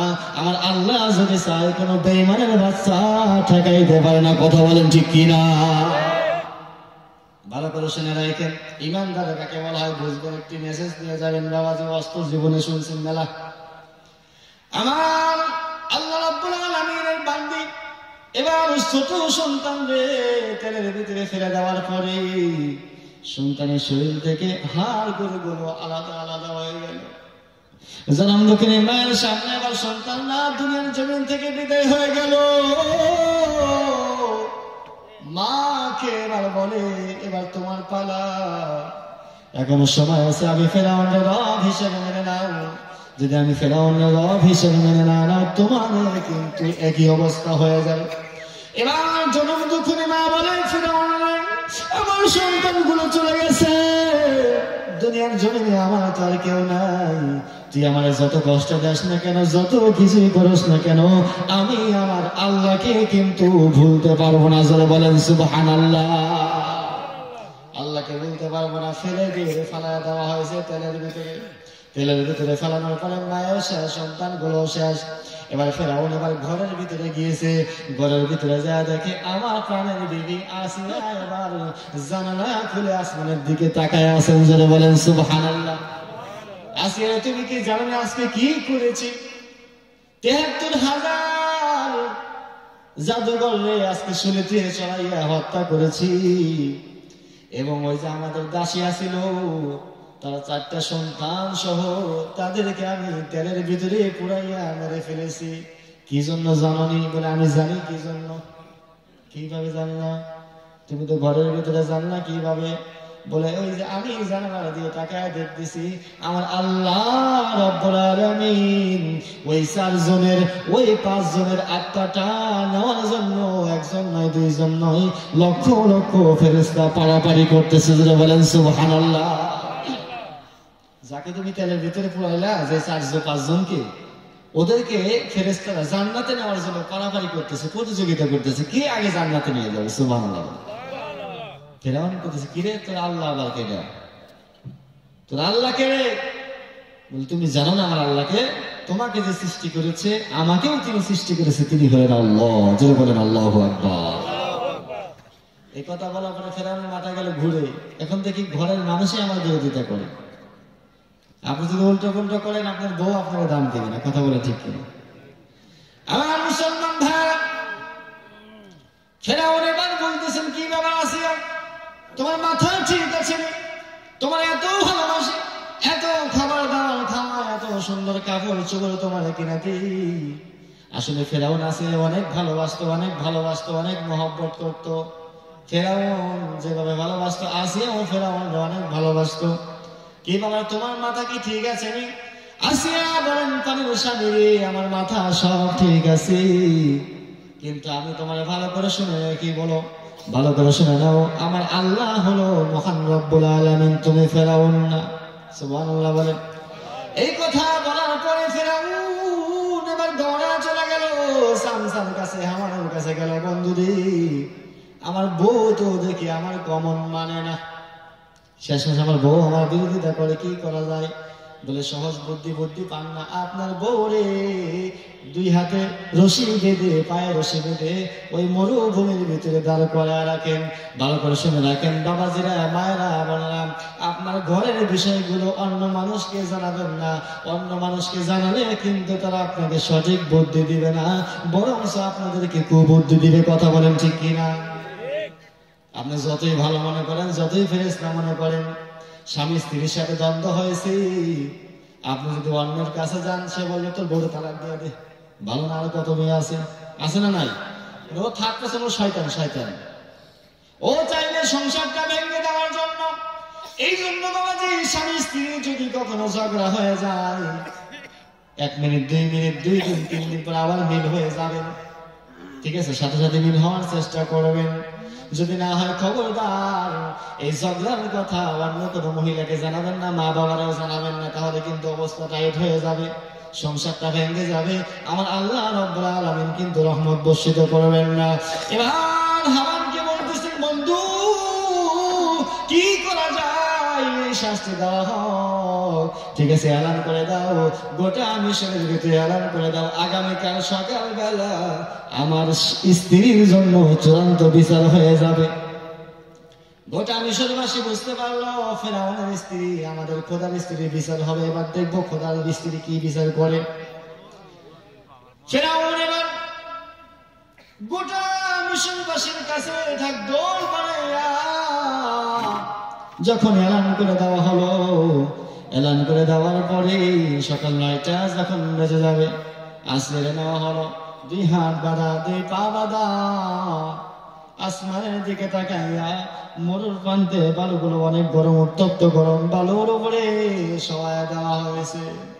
এবার হামান বলতেছে, ফেরাউন তোমার স্ত্রী এমনি সোজা হবে না, তোমার স্ত্রীর শরীরের কাপড়গুলো খুলে উলঙ্গ করে শোয়ায় দাও। আর গাল মোটা ফেরাউন তাই করলো, উলঙ্গ করে শোয়ানোর পরে কাঠের লোহার চিরুনি দিয়া ওই আসিয়ার পিঠের চামড়া গুলো টেনে টেনে টেনে টেনে ছিঁড়ে ফেলতেছে। আসিয়া তোমার কালিমার জন্য, তোমার ভালোবাসার জন্য আজকে আমার স্বামী আমার পিঠের চামড়া গুলো টেনে টেনে ফিরতেছে। ও মালিক, আমার প্রতিটি মুহূর্তের জন্য এত কষ্ট লাগে, এত কষ্ট লাগে, আমার স্বামী আমার পিঠের চামড়া গুলো টেনে টেনে ফিরতেছে। আমি তোমার ভালোবাসি, তোমার জন্য আমার জীবনটা দিয়ে দেব। মা বোনেরা একটু খেয়াল করে শুনেন, আসিয়ার ইমানটা কেমন ছিল, বাবাদের তার ইমান কেমন ছিল, আমাদের ইমানটা কেমন। আসিয়া এবার আল্লাহ দরবারে বলতেছেন, মালিক আমি ইমান হারাবো, আমার জীবন চলে যাবে, কিন্তু আমি আসিয়া এক পা নড়বো না।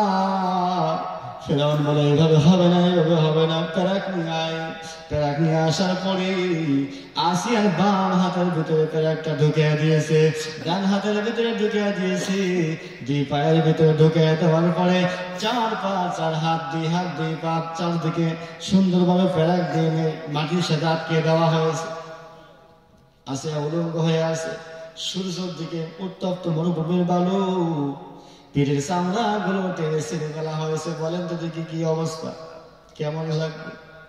আসিয়া আসমানের দিকে তাকাইয়া রব্বুল আলামিনের কাছে বলতেছেন, মালিক তুমি তো দেখো আমি আসিয়ারে তুমি ভালোবাসো, তোমার জান্নাতের ভিতরে আমি আসিয়ার জন্য একটা ঘর বানায় দিয়ে, জোরে বলেন সুবহানাল্লাহ। রব্বি বিনি ইনদাকা বাইতান ফিল জান্নাহ, আমাকে জান্নাতের ভিতরে একটা ঘর বানিয়ে দাও। আমার আসিয়া আল্লাহ রাব্বুল আলামিন বলেন, আমি আসিয়ার দোয়াটা কবুল করে নিলাম। আসিয়ার এবার দুনিয়ার জমিন থেকে বিদায় করে দেওয়া হবে। কি যে কষ্ট, কি কঠিন। আসিয়া চোখের পানি ফেলাই। ফেরাউন মনে মনে ভাবতেছে, আসিয়া মনে ভয় পাইছে। ও প্রাণের বেবিরে, এখনো সময় আছে, তুমি ভয় পেয়েছো বুঝতে পেরেছি, এখনো যদি কালিমা পড়ো, আমি ফেরাউনের কালিমা গ্রহণ করো, আমি ফেরাউনের রব হিসেবে মানো, তোমার বাঁচাইয়া দেবো, কোনো সমস্যা হবে না, ট্রিটমেন্ট করবো, ভালো হয়ে যাইবা। আসিয়া বলেন, স্বামী রে, তুমি মনে করেছো আমি জীবনের ভয়ে কান্না করি? না না না, আমি কান্না করি তোমার জন্য, কারণ আমার আল্লাহ তো আমার জান্নাত দিয়ে দিবে, কিন্তু তোমারে আমি জাহান্নাম থেকে বাঁচাইতে পারলাম না। আসিয়া বলতেছে, আমি তোমার জন্য কান্না করি। ফেরাউন বলে, কি ব্যাপার, যত কষ্ট দেই, যত আযাব দেই, তো দেখি আমাদের রব হিসেবে মানে না, আল্লাহকে মানে। এবার আসিয়ার কথা ভেবে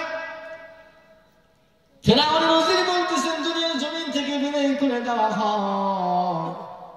এবার ফেরাউন এবার এই বুকের উপরে পাথর চাপা দিয়েছে, পিঠের চর্বি গুলো বালুর সাথে মিশে গিয়েছে। আসিয়ার মাথাটা ফুড়া করা হয়েছে, মাথা থেকে ফিলকি দিয়ে রক্ত প্রবাহমান হয়ে গেছে। আসিয়ার পুরা শরীরটা রক্তাক্ত হয়ে গেছে। পুরা শরীরটা রক্তাক্ত হওয়ার পরে রব্বুল আলামিনের কাছে বলতেছেন, মালিক তোমার দিনের জন্য, ইসলামের জন্য আমি আসিয়া জীবন বিলীন করলাম।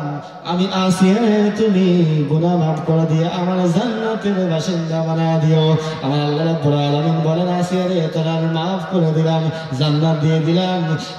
তোমরা ভালো করে শুনে রাখো, যে সমস্ত বান্দারা, যে সমস্ত বান্দিরা আমি আল্লাহ রাব্বুল আলামিনকে ভালোবাসে, আমি আল্লাহ রাব্বুল আলামিনের বিধান মানবে, আমি আল্লাহকে মহব্বত করবে, রাসূলকে ভালোবাসবে, ওই সমস্ত বান্দা বান্দির জন্য আমি আল্লাহ স্বয়ং নিজেই তাদেরকে জান্নাত দিয়ে দেবো। যদি বলেন সুবহানাল্লাহ।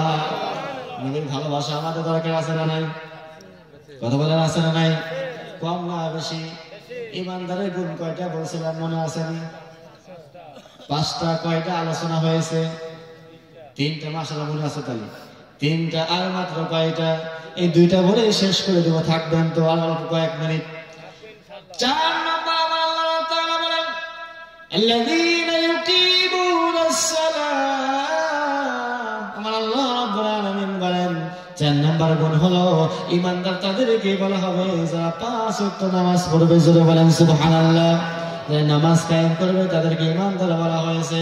এখন আপনি আমি চিন্তা করে দেখি, আমরা কয়জন নামাজ পড়ি?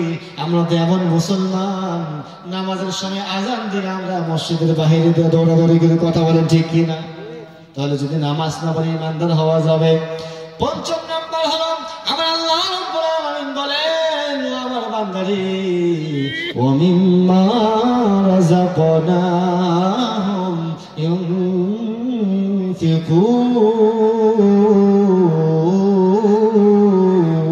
আল্লাহু আকবার। আমার রাব্বুল আলামিন বলেন, আমার বান্দারে আমি আল্লাহ রাব্বুল আলামিন তোমাদেরকে যে সম্পদ দিয়েছি, ধন সম্পদ দিয়েছি, এই ধন সম্পদ যদি আমি আল্লাহর রাস্তায় খরচ করো তাহলে আমি তোমাদেরকে 5 নম্বর গুণ ঈমানদার হিসেবে লিখে দিলাম। আমার নবী বিশ্ব নবী মসজিদে নববীর সামনে জায়গাটা রয়েছে, মসজিদে নববীর মুসল্লি বেড়ে যায়। খেয়াল করে শোনেন, আমার নবী সাহাবাদেরকে ডেকে বললেন, আমার সাহাবারে ওই মসজিদে নববীর সামনে বারিন্দার সামনে যে জায়গাটা আছে, ওই জায়গাটা মসজিদের জন্য দরকার। মুসল্লি বেড়ে গেছে, নামাজি বেড়ে গেছে, মসজিদে জায়গা দেওয়া যায় না। ইহুদির কাছে গিয়েছে, ওই জায়গার মালিকটা যখন শুনেছে মসজিদের জায়গা কিনবে, 10,000 টাকার জায়গা এবার 10 লাখ টাকা চায় বসেছে। বলেন তো দেখি, এমন মানুষ আমাদের সমাজে আছে না নাই? ভালো কাজের জন্য, মসজিদের জন্য, মাদ্রাসার জন্য যদি জায়গা কেনার কথা বলে, তখন 5,000 টাকার জায়গা 1 লাখ টাকা চায় বসে, কি বসে না? আমার মুসলমান ভাই, আমার নবী বিশ্ব নবী সাহাবাদেরকে বললেন, ওই যে মসজিদের জায়গা, মসজিদে নববীর বারিন্দার সামনে যে জায়গাটা আছে, ওই জায়গাটা যদি কেউ মসজিদের জন্য ক্রয় করে দিতে পারে তাহলে তার জন্য জান্নাত বাজেট হয়ে যাবে। জোরে বলেন সুবহানাল্লাহ। খেয়াল করে শুনবেন, মসজিদের জায়গা ক্রয় করে দিলে জান্নাত বাজেট হয়ে যাবে। আমার নবী বিশ্ব নবী যখন আলাদ দিলেন, হযরত সাহাবাজ মায়েরা এবার আফসোস করতেছে, হাই হাই, সব টাকাটা যুদ্ধের মধ্যে খরচ করেছে, টাকা পয়সা তো আর নয়, কেমনে কিনবো? হযরত ওসমান গনি শুনতে পারলেন, আমার নবী বিশ্ব নবী রাত্রিবেলায় ঘোষণা করে দিয়েছে, ওই জায়গায় যদি কেউ মসজিদ নববীর জন্য খরিদ করতে পারে তাহলে আল্লাহ তাআলা তার জন্য জান্নাত বাজেট করে দিবে। আমার নবী সাক্ষী। হযরত ওসমান দৌড়ে চলে গেল ওই মালিকের কাছে, ও ভাই, তোমার জায়গার দাম কি? ওই ব্যক্তি মনে মনে ভাবতেছে, বুঝতে পেরেছে ওসমানের তো টাকার অভাব নাই, যা চাইবো তাই দিবে, কারণ মুহাম্মদ তারাকে বিশ্বাস করে। মুহাম্মদ যখন জায়গার কথা বলেছে, সে অবশ্যই সেই জায়গা কিনবে। এই কথা বলার পরে বলতেছে, আমার জায়গার দাম 1 কোটি টাকা। কথার কথা বললাম, অর্থাৎ জায়গার দাম ছিল 10,000 টাকা, সেই 10,000 টাকার জায়গার দাম 1 কোটি টাকা বাড়ায় ফেলছে। এবার হযরত রাসূল বলতেছে, কোনো সমস্যা নাই, টেনশন নাই, ওই যে আমার খেজুর বাগান দেখতেছো, আমার খেজুর বাগানের বিনিময়ে তোমার যা দাম হয় সবগুলো দিয়ে দিলাম। জোরে বলেন সুবহানাল্লাহ। দলিলটা দিয়ে দাও। দলিলটা নিয়ে এবার ফজরের নামাজে হাজির। সুবহানাল্লাহ বলেন। নবীজি নামাজ পড়ালেন, ইয়া রাসূলুল্লাহ, ইয়া হাবিবাল্লাহ, আপনি যে রাত্রে যে ওয়াদা করেছিলেন ওই জায়গায় যে কিনে দিব, তাহলে নাকি আপনি জান্নাতের কথা, জান্নাতের ঘোষণা দিয়েছেন, কথা কি সত্য? নি বলে হ্যাঁ। ওয়াদা কি এখনো আছে? বলে হ্যাঁ এখনো আছে। আমার নবীজির কথা শোনা মাত্র হযরত ওসমান বলতেছেন, ওগো নবীজি, এই যে নেন আপনার দলিল, জোরে বলেন সুবহানাল্লাহ। দলিলটা সামনে দিয়ে দিল, বলতেছেন ইয়া রাসূলুল্লাহ, আমি ওসমান আমার খেজুর বাগানের বিনিময়ে আমি জায়গাটা খরিদ করলাম, দিয়ে বিঘানে খরিদ করে আমি মসজিদের জন্য দিয়ে দিলাম। এখন বলেন তো দেখি আমি ওসমানের জান্নাতটা কোনটা?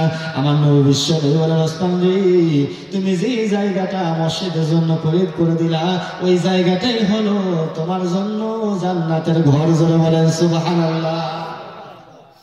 আমার নবী বিশ্ব বলেন, মান বানা লিল্লাহি মাসজিদান বানাল্লাহু লাহু বাইতান ফিল জান্নাহ।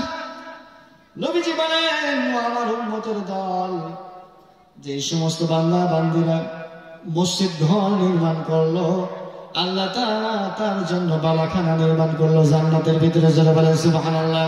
বলেন তো দেখি, আমার আল্লাহ যদি আপনার জন্য জান্নাতে ঘর বানায়, আল্লাহ কি আপনারা জাহান্নামে দিবে? কোথায় দিবে? জান্নাতে দিবে। আমার নবী বিশ্ব নবী বলেন, যারা মসজিদ নির্মাণ করবে, মসজিদের জন্য সহযোগিতা করবে, মসজিদের জন্য টাকা দিবে, মসজিদের জন্য পয়সা দিবে, আমার নবী বিশ্ব নবী বলেন, তাদেরকে আমি নবী হাসরের মাঠে সুপারিশ করে জান্নাতে নিয়ে যাবো। জোরে বলেন সুবহানাল্লাহ। বলেন তো দেখি, নবীর কারা কারা ভালোবাসি? নবীর জান্নাত কে কে পেতে চায়? একটু দুই হাত তুলে দেখায় আল্লাহর নবীকে, আল্লাহকে দেখাই। অনেকে হাত তোলে না। আমি জানি এখানে যারা যারা আছেন সবাই আল্লাহকে ভালোবাসেন, নবীকে ভালোবাসেন নাকি? বলেন, যদি ভালো না বাসতেন সবাই চলে গেছে, আপনারা কেন আছেন? এটার মানে প্রমাণ করি আজকে এই মাহফিলটা আল্লাহ তাআলা আপনাদেরকে কবুল করেছেন। জোরে বলেন সুবহানাল্লাহ। এটার ভিতরে কোনো সন্দেহ নাই, কারণ আমার আল্লাহ ঘোষণা করে দিয়েছে আজকে আপনাদের জন্য আমার আল্লাহ তাআলা আরশে আজিমে বসে লক্ষ লক্ষ ফেরেশতাদেরকে নিয়ে পরামর্শ করি, বলে ওই যে দেখো নদিয়ার ভিতরে, জায়গাটার নাম কি? চাপড়া বাঙ্গাল। যে এই জায়গার ভিতরে আজকে কোরআনের কথা হচ্ছে, কোরআনের আলোচনা হচ্ছে, দেখো তো কতগুলো মানুষ আছে। ফেরেশতারা বলবে রব্বুল আলামিন, অনেকে ছিল চলে গেছে, আর কিছু সংখ্যক আছে। কিছু সংখ্যক কেন আছে?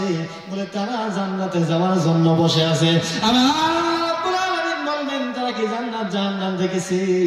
আল্লাহ রব্বুল আলামিনের কথাই বলবেন, না না না, তারা দেখে নাই। তারা শুনেছে তোমার জান্নাত নাকি অনেক সুন্দর, তোমার জাহান্নাম নাকি অনেক কঠিন।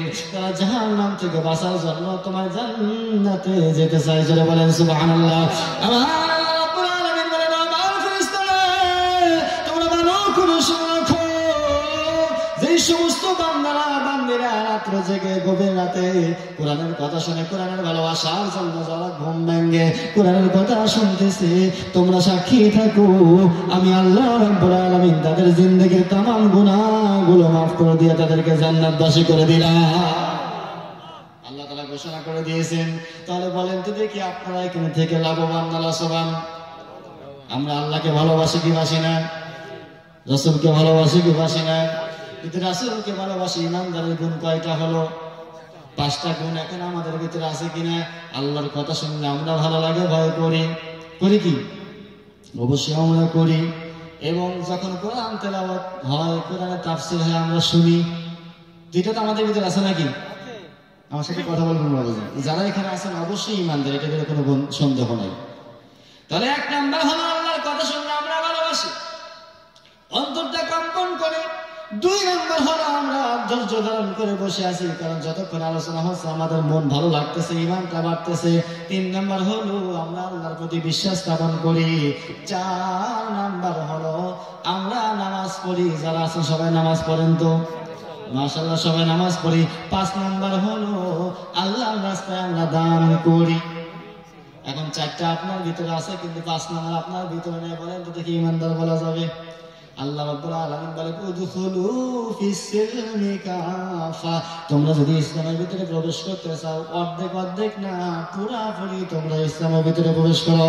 যদি তোমরা ইমানদার হতে চাও, তাহলে 4টা গুণ থাকলে হবে না, পুরা 5টা গুণ যদি তোমাদের ভিতরে থাকে তাহলে তোমরা ইমানদার হয়ে যাবে। বাবাজি আমি বেশি চাইবো না, আমার আগের বক্তা সব শেষ করে দিয়েছি, আর কি চাইবো? আমি মুসাফির মানুষ, মেহমান মানুষ, মুসাফির মানুষের দোয়া আল্লাহ কবুল করে নাই। আমি বেশি চাইবো না, আমি দেখতে চাই কোন বাবাজি, কোন মাজি, কোন ভাই আল্লাহর ঘর মসজিদের জন্য পাগল করা হয়ে নবীর ঘর, আল্লাহর ঘর মসজিদকে ভালোবেসে 10,000 টাকা দেওয়ার জন্য কে প্রস্তুত আছেন? 2 জন ব্যক্তি, বেশি চাইবো না, মাত্র 2 জন ব্যক্তি। 10,000 টাকা বেশি চাই নাই বাবাজি। আল্লাহর ঘর মসজিদের জন্য কে আছেন মুসাফির মানুষ? মাত্র 10,000 টাকা। তাহলে বোঝা যাবে ইমানদার কেমন আমরা। মনে রাখবেন, আজকে আপনি দান করতে চান না, হয়তো মনে মনে ভাবতেছেন বাবাজি দান করলে যদি টাকা পয়সা কমে যায়, এটা ভুল ধারণা। না না না, আপনি যদি দান করেন, আমার আল্লাহ রাব্বুল আলামিন ওয়াদা দিয়েছেন, আপনি যদি 10,000 টাকা দেন আল্লাহ আপনাকে 10 লাখ টাকার ব্যবস্থা করে দিবে। বাস্তব কথা প্রমাণ হয়ে যাবে। আমার আল্লাহ রাব্বুল আলামিন বলেন, আমি আল্লাহ রাব্বুল আলামিন এই সমস্ত বান্দার দোয়া কবুল করে নেই যারা আমি আল্লাহর দরবারে, আমি আল্লাহর জন্য অন্তরটা খুশি করি, আমি আল্লাহর রাস্তায় দান করবে। আসেন কি এমন কেউ 10,000 টাকা 2 জন ব্যক্তি বেশি, কারণ মা বাপ দুনিয়ার জমিন থেকে বিদায় হয়ে গেছে, মায়ের জন্য বাবার জন্য মাত্র 10,000 টাকা। আছেন কেউ? কার মনটা নরম হবে জানি না, আল্লাহ কার মনটা নরম করবে এটা বলা যায় না। তবে এতটুকু নিশ্চিত যে আপনাদের ভিতরে ইমান আছে, ইমানটা মজবুত, যেহেতু এতক্ষণ পর্যন্ত আছেন। এক জায়গায় ওয়াজ করতে গেছিলাম আমাদের বাংলাদেশে, দেখি যে অনেক শ্রোতা, মানে সারা ওয়াজের সময় শ্রোতা নাই, শেষে শ্রোতা এসে আমার ওয়াজ তো কাজে লেগে গেছে, তাই মানে ওয়াজের সময় শ্রোতা পেলাম না, মানে সব চলে গেছে আগেই। এখন মনোজাত করবো মনোজাতের আগে দেখি বাপরে বাপ, স্টেজ সব ভরে গেছে, মানে পুরো স্টেজ ভরা। তার একটু ভালো লাগলো যে তাহলে মনে ওয়াজ কাজে লেগে গেছে, সব ঘুমের মধ্যে থেকে উঠে চলে আসছে। পরে শুনলেন না ওয়াজ শোনার জন্য আসলে খিচুড়ি খাওয়ার জন্য আসছে, বুঝলেন বাবাজি? খিচুড়ি খাওয়ার জন্য আসছে। তো বাবাজি আপনাদের কাছে অনুরোধ, মাত্র 10,000 টাকা, এমন কেউ আছেন? 10,000 না তাহলে 5,000 টাকা, যেহেতু আগের বক্তা কালেকশন করেই ফেলছে, কালেকশন এখন আর হবেও না। তারপরে মুসাফির মানুষ, অনেকে চাইতে পারেন যে বিদেশি মানুষ, 5,000 টাকা দিয়ে হইতে পারে, এই 5,000 টাকার বিনিময়ে আল্লাহ তাআলা আপনার জিন্দেগির তামাম গুনাহ মাফ করে দিতে পারেন, জান্নাতের ব্যবস্থা করতে পারেন। আছেন এমন কেউ? 5,000 টাকা, আমি জোরাজোরি করবো না বাবাজিরা, মাত্র 5,000 টাকা। আছেন এমন কেউ? মনটা খুলে একটু আল্লাহকে দেখায় দেন। মা বোনদের মধ্যে যদি কেউ থেকে থাকেন, নগদ যদি দিতে না পারেন, বাকি হলেও দিবেন যে হুজুর আমি 5,000 টাকা ধীরে ধীরে দিয়ে শোধ করবো। আছেন এমন কেউ? আল্লাহর বান্দা, আল্লাহর পাগল, আল্লাহকে দেখায় দেন যে আমি আল্লাহ করে দান করতেছি। আছেন এমন কেউ? মনটা নরম করে দেন। আমার আল্লাহ রাব্বুল আলামিন বলেন, আমার বান্দারে, হায়াতের কোনো গ্যারান্টি নাই, নিঃশ্বাসের কোনো বিশ্বাস নাই। আজকে আমার আপনার কিডনিটা যদি ড্যামেজ হয়ে যায়, সব কিছু শেষ হয়ে যাবে। কেরালা যেতে হবে, ব্যাঙ্গালোরে যেতে হবে, চিকিৎসা করার জন্য যাবেন, দেখবেন ডাক্তার বলে দেবে এটা করে সেটা করে, করতে করতে 2 লাখ 3 লাখ শেষ হয়ে যায়। কি বলেন, হয় কি হয় না? আমার ভালো করে শুনে